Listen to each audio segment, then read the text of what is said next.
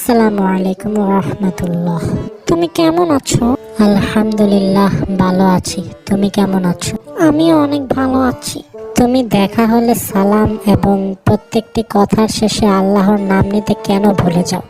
যেমন ইনশাআল্লাহ, আলহামদুলিল্লাহ ইত্যাদি। ওহো, দুঃখিত। আসলে আমি স্কুলে পড়ি তো স্কুলে এসব বিষয়ে একটু গুরুত্ব কম দেওয়া হয়, তাই সব সময় মনে থাকে না। আশা করি কিছু মনে করবে না। তাহলে মাদ্রাসায় চলে আসো।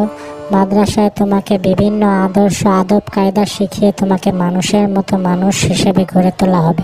ওহ, তাহলে আজই আমি আমার বাবা মায়ের সাথে কথা বলে আমাকে মাদ্রাসায় পড়ানোর ব্যবস্থা করছি। তাহলে দেখা হচ্ছে।